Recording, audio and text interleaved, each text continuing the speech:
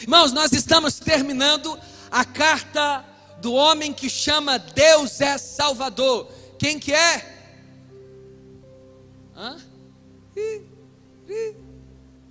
O nome Oséias quer dizer Deus salva, ou Deus é Salvador. Irmão, você sabe por que quem nasce em Salvador é chamado de soteropolitano? Não, né? Existe uma matéria dentro da teologia que quer dizer soteriologia. E eu fiquei pensando, será que tem a ver soteropolitano Salvador? Sim, porque a matéria soteriologia é o estudo da salvação. E quem nasce em Salvador, pertence a Salvador, é um soteriopolitano, que vem de salvação. Era só isso, irmão, porque eu estudei, era só, não tem mais nada, amém? Só isso. E a palavra quer dizer, Oséias, Deus salva. 3 nomes nas escrituras veterotestamentária, Antigo Testamento, e da nova perspectiva do Novo Testamento. 3 nomes são iguais. Quais são eles? Josué, Jesus e Oséias.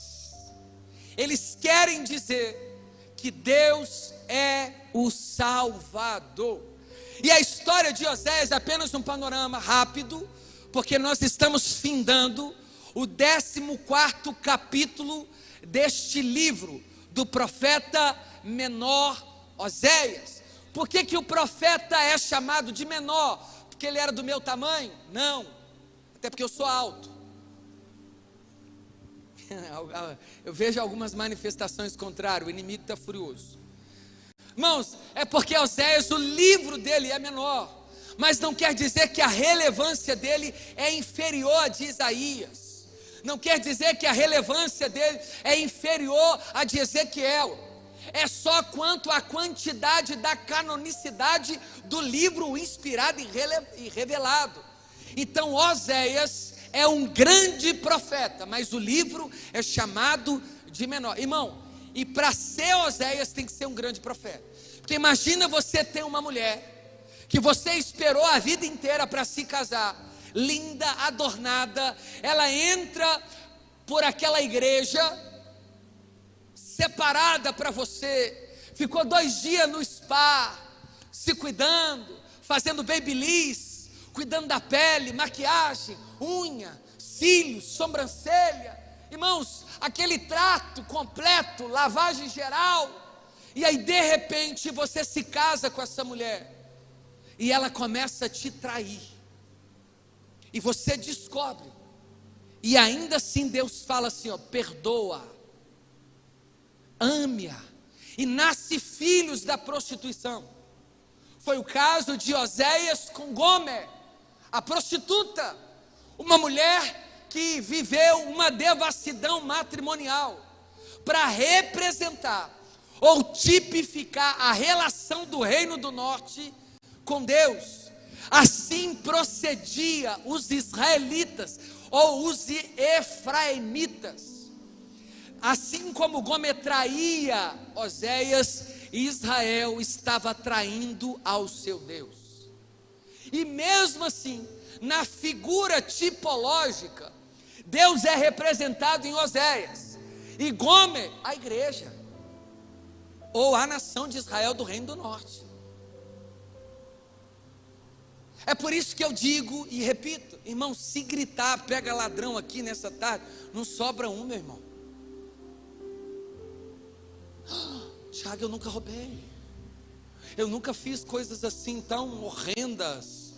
Então o seu pecado é orgulho, o primeiro pecado de todos e o pior deles, porque aquele que não percebe que não tem pecado, faz de Deus mentiroso. O seu primeiro pecado é mentira, em não perceber que você é um pecador.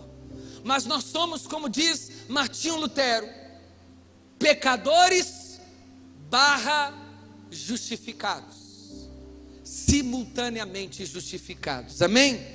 E nós chegamos no capítulo 14, então abra comigo, por gentileza.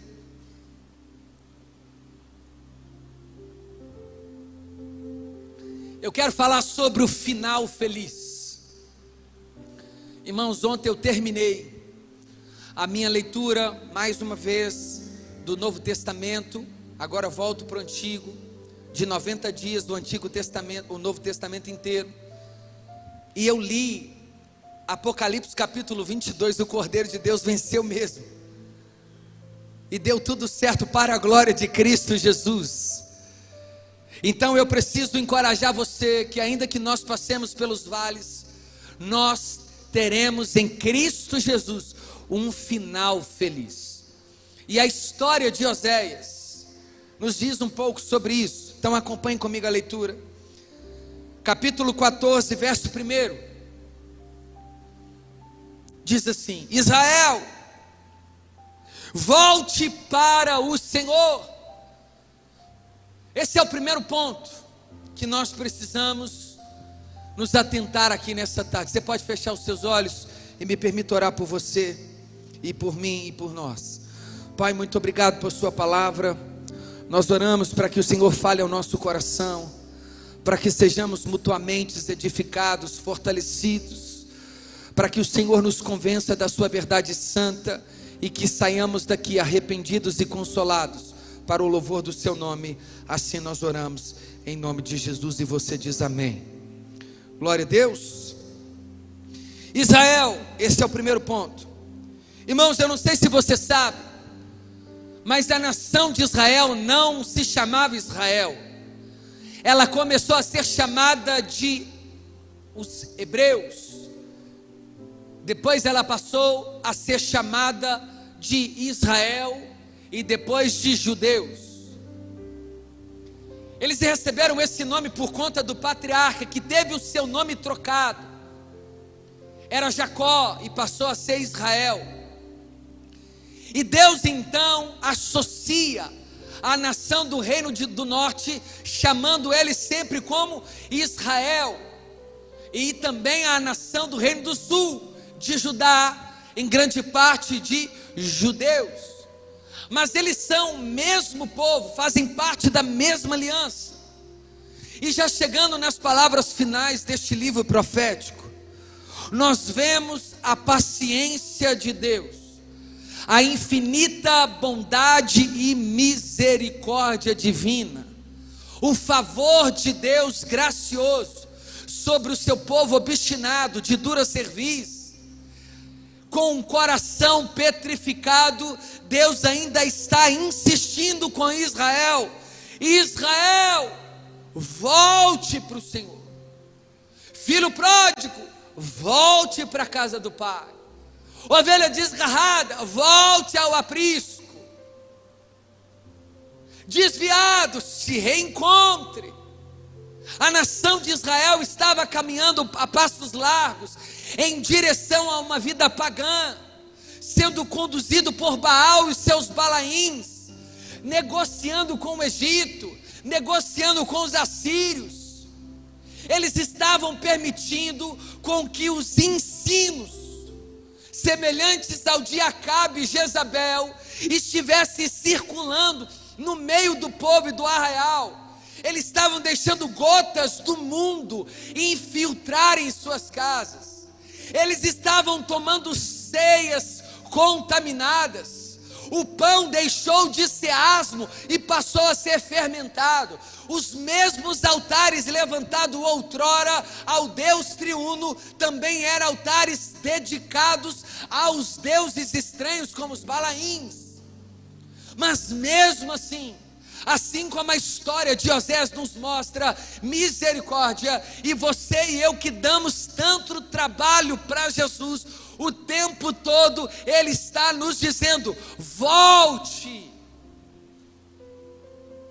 abandone este caminho errante, larga a mão desse contato, abandone esse forró e volte para os caminhos de Cristo Jesus. Deixa de lado essa vida adúltera, para de negociar com o pecado, seja santo, seja fiel, volte para os altos, Israel, volte a me invocar em Mispá, volte a me trazer para o centro. Irmãos, todas as vezes que nós nos atrevemos em caminhar na força do braço, nós damos com burro d'água, não sei nem como é que fala, nágua, isso, burro nágua. Irmãos, nós damos socos em ponta de faca. A nação de Israel conhecia as festas, preservava o sábado, experimentou o testemunho dos pais, passando o mar vermelho aos pés enxutos, e vendo Faraó e os seus soldados egípcios serem cercados por águas densas. A nação de Israel viu os seus filhos no deserto crescerem e as sandálias aumentando conforme o tamanho do pé, as roupas que não eram desgastadas, assoladas.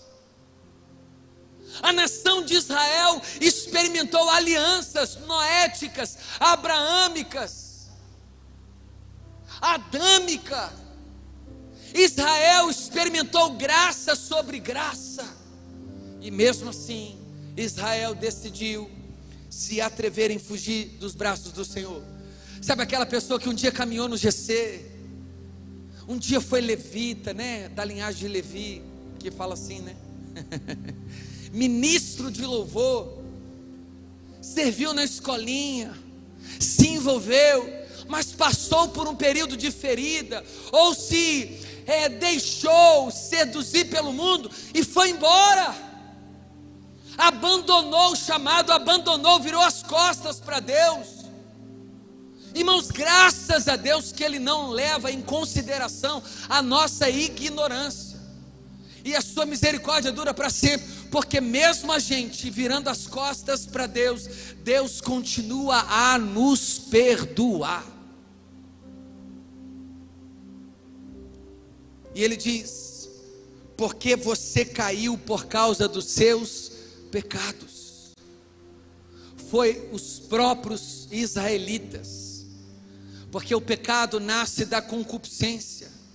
Não, eu caí porque fulano me escandalizou. Não, você caiu porque você quis. Não, foi a família que eu nasci que me fez cair. Mentira. Família não determina o nosso estado espiritual. O seu pai pecou, você não vai viver em pecado.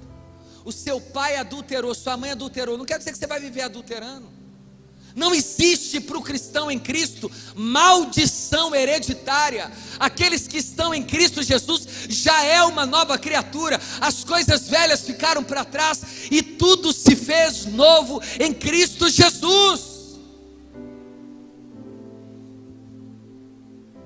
Você caiu por causa do seu pecado. Irmão, se o lugar revelasse a nossa condição de santidade, irmãos, eu gostaria que vocês ficassem sentados, por favor. Não tira minha atenção não, eu tenho TDAH. Glória a Deus. Reverência ao culto e ao Senhor. Se lugar revelasse condição espiritual, Satanás não tinha pecado no céu, e Adão não tinha transgredido no Éden. Então não é o lugar, é o coração naquele lugar. E a nação de Israel não podia questionar, porque Deus estava sustentando os israelitas diante dos seus maiores algozes. Deus estava sustentando a sua promessa. Eles eram donos de várias propriedades a essa altura. Deus já havia dado vários livramentos à nação israelita, mas eles decidiram pecar.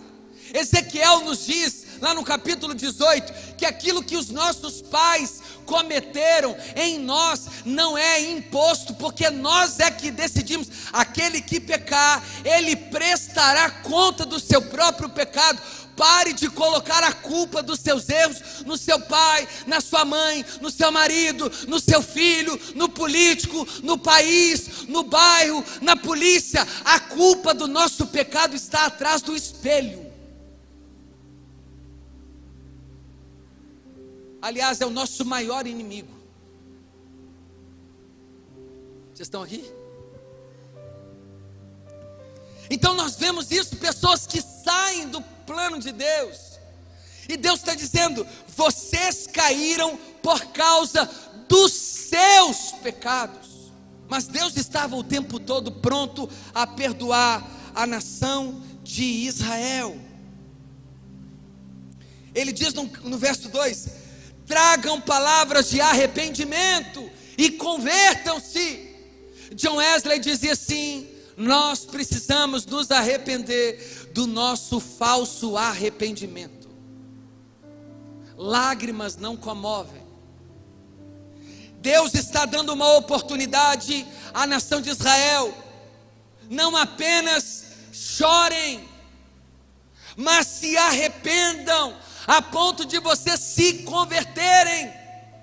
Tem gente que sente remorso, olha para a esposa, chora porque adulterou com a secretária, mas continua o mesmo. O que adianta chorar se ainda está de papinho?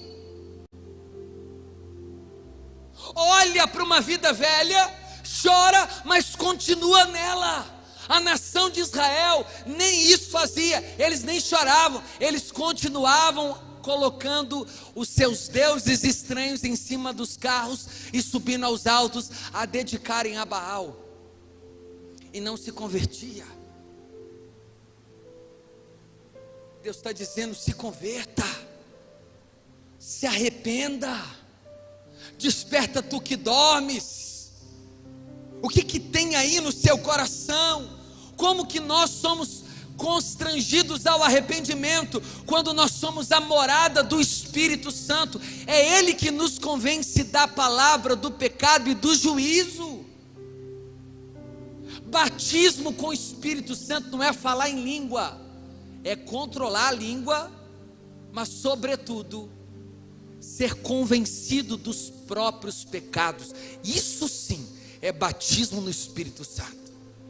Você perguntou para uma pessoa assim: se é batizado no Espírito Santo? Ela diz assim: sou.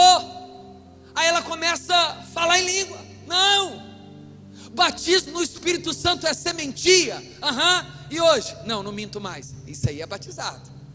Você roubava, agora eu não roubo mais. Você adulterava, agora eu não adultero mais. Antes, a velha vida ficou para trás, e eis que tudo se fez novo em Cristo Jesus. Eis aí um ser batizado, literalmente pela obra do Espírito Santo. Se for para Jesus, você pode aplaudir, como diz o pastor Flávio. Nós estamos confundindo, irmão, nascimento com evidências de dons. Não confunda. É super possível falar em línguas e não ter nascido de novo. Me prova. Atos capítulo 16. Aquela jovem revelava e adivinhava coisas, e ela não podia também confundir, porque o anjo de luz se transforma em anjo de luz, o das trevas. Então não pode pegar a gente. Por isso que a gente tem que valorizar não a performance, mas o caráter.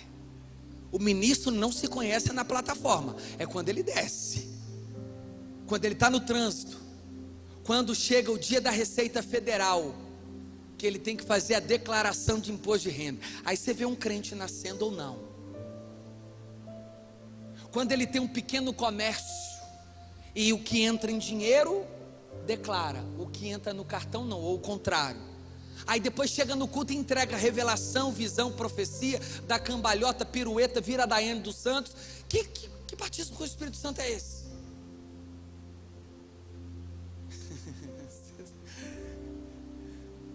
Vocês estão aqui? A nação de Israel precisava experimentar arrependimento genuíno. Eles conheciam o Deus Yahvé. Irmãos, eles estiveram debaixo da nuvem de glória. Eles sabiam o que significava a Arca da Aliança, os pães da proposição, o candelabro. Eles tinham conhecimento das alianças, das promessas. Mas não basta saber, é preciso experimentar o que se sabe. Tem gente que sabe mais do que pastor. Irmão, tem crente que sabe de Bíblia mais do que muitos crentes, mas não vive uma vírgula, porque não se arrependeu. Mas graças a Deus que o verso continua: se convertam-se ao Senhor, dizendo. Como é que a gente se converte? Perdoa toda a nossa iniquidade. É o que eu falei. A pessoa nunca matou, nunca roubou, ela acha que ela não tem pecado, não. Ah, inocente. Irmãos, não existe ninguém dentro desse auditório e fora dele que não precise constantemente se arrepender. Se pudesse passar o que você pensou só hoje, aqui nesse telão, a gente ia sair daqui correndo. O que você pensa da sua sogra, do seu cunhado? Irmão, você acredita que, ainda bem que nessa igreja não, mas tem outras igrejas aí que crente não conversa com crente. Irmãos, eu vou até dificultar. Tem evangélico que não conversa com parente em casa, mas de outras igrejas. Você acredita num negócio desse? Coisa lá de trás, de anos atrás, por causa de um cartão da C&A, da Ricardo Eletro, não conversa mais. Já tomou ceia, já passou pelas águas, já foi no discipulado, é seminarista, já se pós-graduou em teologia, mas continua com o coração petrificado. A pergunta é: onde o Espírito Santo batizou aí? No diploma?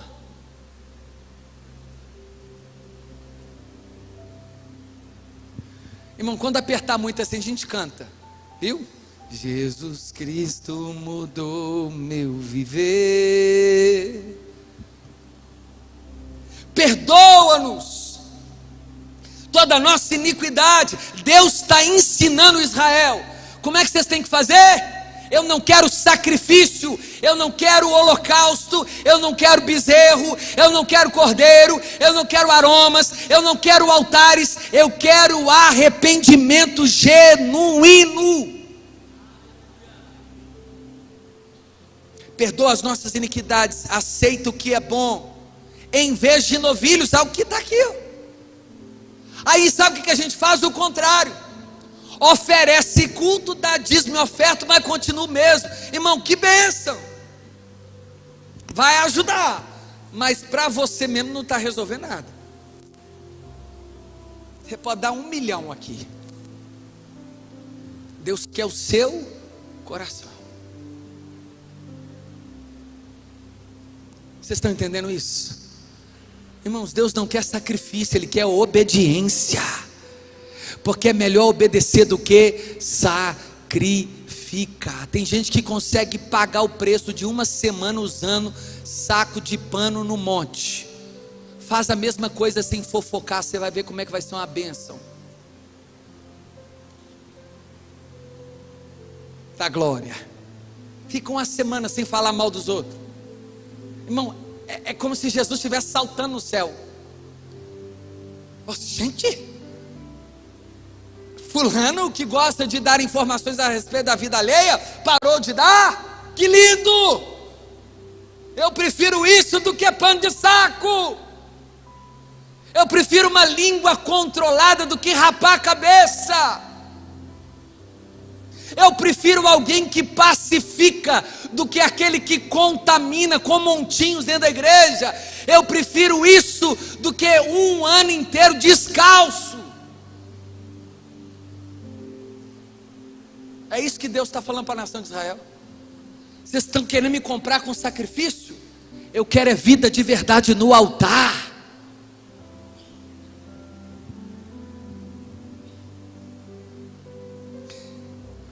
a nossa iniquidade em vez de novilhos, o sacrifício dos nossos lábios. A Assíria não nos salvará. Irmãos, Deus ama quando a gente fala assim: Senhor, eu não consigo mais na força do meu braço. Por isso que tem muito crente radical com política por aí ficando bobo, achando que o império humano vai te tirar de tudo. Estou dizendo que você é apolítico, não, mas para de pôr essa sua expectativa em plano A ou B. Se você pudesse colocar essa mesma força na pessoa de Cristo Jesus, eu tinha certeza que a sua vida já tinha mudado. Mas fica aí, crente que deixa de conversar com o próprio parente, porque ele é vermelho, e você é azul, porque ele decidiu votar em fulano, e você em outro, e a gente está perdendo tempo, colocando esperança na Síria.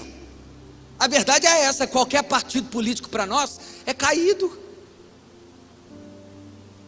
Desculpa, eu te frustrei.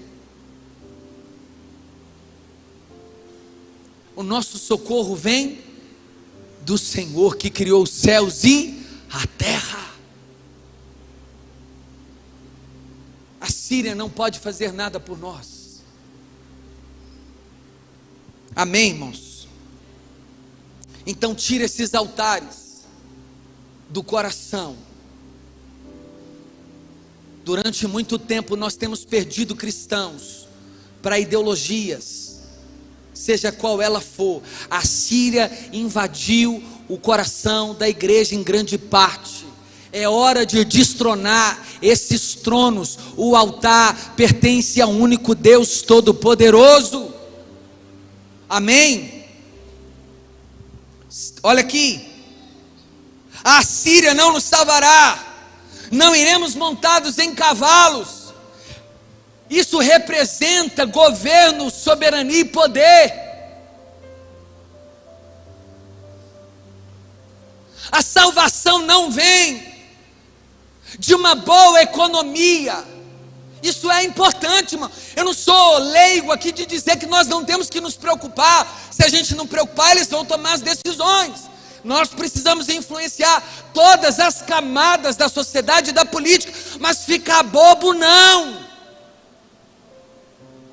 É com cautela, com cuidado, com equilíbrio. É entendendo que o nosso socorro, oraremos pelas autoridades, cuidaremos das nossas autoridades, votaremos com consciência, mas o nosso coração só tem um altar, e quem senta nele não é de partido algum, é do céu, Jesus Cristo de Nazaré. Nós não iremos montados em cavalos, e não mais diremos as obras das nossas mãos, que elas são o nosso Deus. Sabe por quê? Baal, entre aspas, fez a nação de Israel prosperar. Aí esse cara é doido. Você já viu alguma coisa política parecida com isso aí por aí? Você dá de uma mão e tira com a outra. Quem tem ouvidos, ouça. Cerca com bens,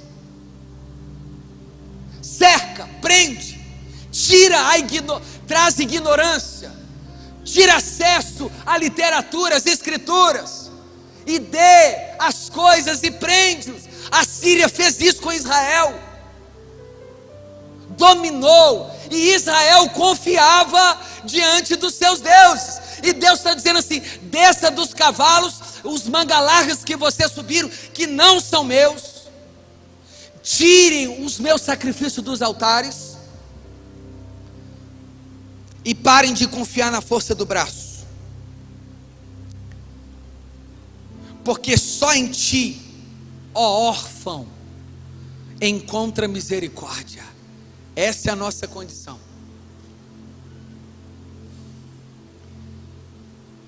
Órfãos, mas em Cristo Jesus adotados, o qual chamamos e clamamos: Abba, Pai. Essa é a nossa condição. Eu já disse e repito isso aqui, irmãos, nós somos muito bons para lutar contra o aborto, e está certo, mas somos os que menos adotam, os que menos falamos de adoção, Os cristãos que lutam contra o aborto, mas não adota. Santa hipocrisia. É isso que nós precisamos entender. Não precisa nem de você agora se atrever. Me diga aí quantas vezes você foi num abrigo esse ano, só para apadrinhar uma criança ou visitá-la, sequer. Mas somos os primeiros a postar no Instagram contra o aborto da vida. Irmão, tá certo, mas acompanhado sem nenhuma postura. Nós precisamos defender, sim, mas praticar o que defendemos. Sermos resposta.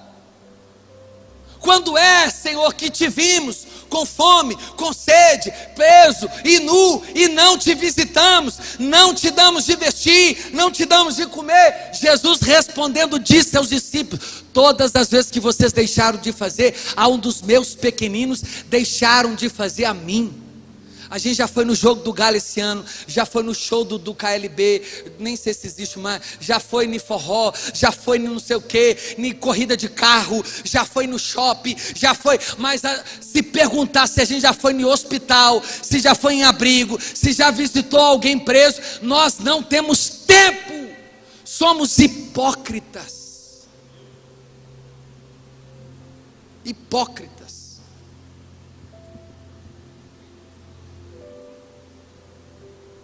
Deus está corrigindo a nação de Israel. Somos donos da verdade e paladinos dela, mas praticamos pouco. Irmão, a gente não consegue doar um tênis, a gente anuncia no OLX quando ele não serve. E queremos pregar evangelho para pessoas que estão aí vivendo essa vida esquisita do lado de fora, cheio de liçãozinha de moral. Irmão, eu não estou dizendo que está errado, mas também seja praticante genuíno. Barnabé deu a sua propriedade inteira aos pés dos apóstolos. A gente tem dificuldade com dízimo. Irmão, nós não estamos preparados para essa conversa, a verdade é essa. Vocês estão aqui? Irmãos, obviamente, essa palavra me corrige em primeiro lugar. Nós somos órfãos. Vou curar a rebeldia deles. Outra coisa que somos, rebelde. Sabe o que é uma pessoa rebelde? É você insistir, insistir, insistir, e a pessoa desistir, desistir, desistir, se apontar o caminho e ela seguiu o que ela quer. A nação de Israel era assim. Alguma semelhança? Dá para vestir alguma carapuça? Deus está falando assim: aqui. Aqui que a gente faz? Aqui.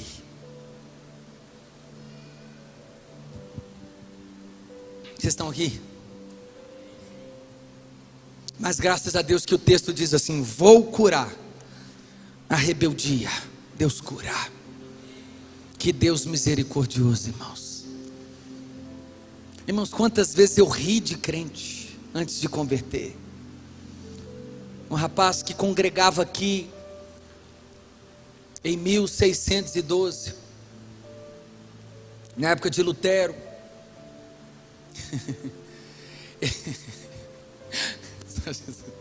Ele pegava o tecladinho dele, irmãos, Juninho, lá descia a rua lá de casa, terninho preto, e eu todo tiradinho, sabe, da gangue do bairro.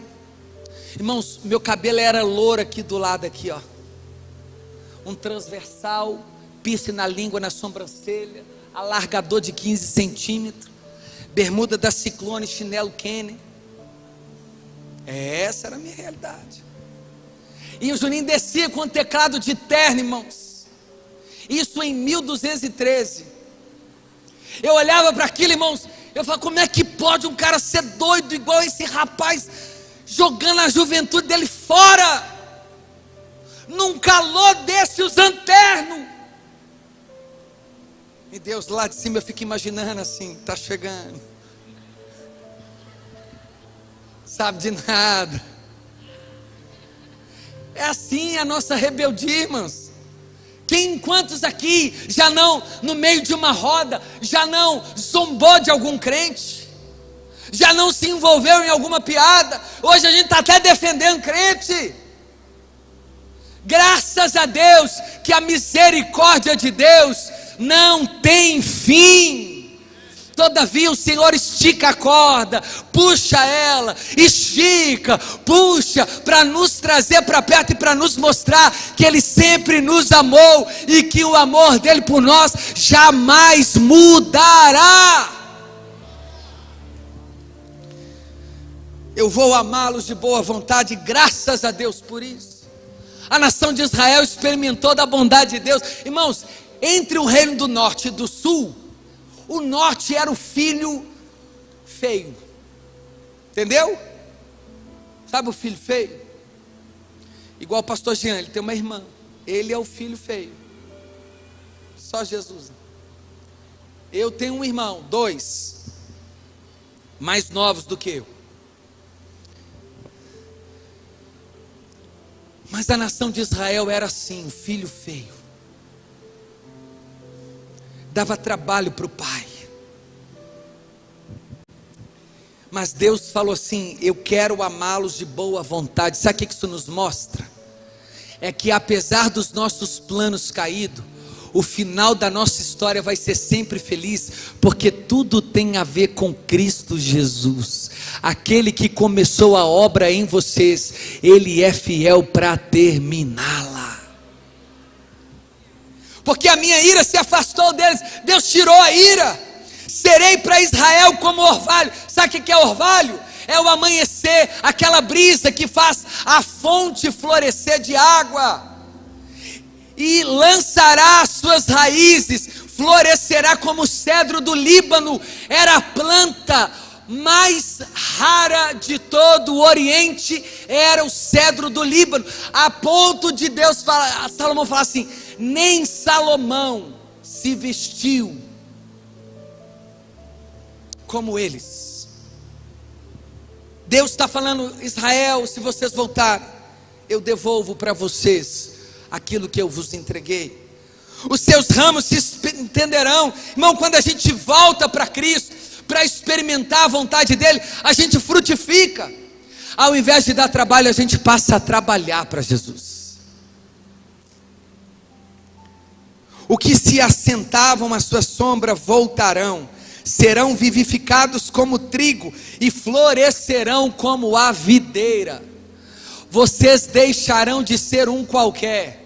Eu farei de vocês videira minha, propriedade exclusiva, nação santa, povo eleito, adquirido por Deus. No verso 8 ele diz assim: ó Efraim, que tenho eu a ver com os ídolos? Sou eu que ouço as suas orações e cuido de vocês. Não me confunda. Não negocie o seu chamado e a sua devoção a Deus, e não divida a glória dele com ninguém. Deus não tem nada a ver com isso. Ele disse à nação de Israel: porque os caminhos do Senhor são retos, sem curva. Aquela pessoa sabe que está caminhando, igual a Israel, caminhava, mas fugia da vontade de Deus. Caminho torto. Os caminhos do Senhor não tem curva, irmão, é reto, é sim, sim, não, não. Ou é vida ou é morte, ou é verdade ou mentira. E os justos andarão neles, mas os transgressores nele cairão. Os justos andará nos caminhos retos do Senhor. A história de Oséias termina com Deus chamando Israel ao arrependimento. Assim como Oséias chamou Gomer, esposa, e disse: eu te perdoo, minha mulher. Irmãos, é absurdo isso. Ela teve 2 filhos do adultério. 2. Imagina você criar 2 filhos sabendo que eles são fruto do adultério, e você ainda falar assim: eu te perdoo, eu te amo. Se você for reta, você viverá eternamente comigo.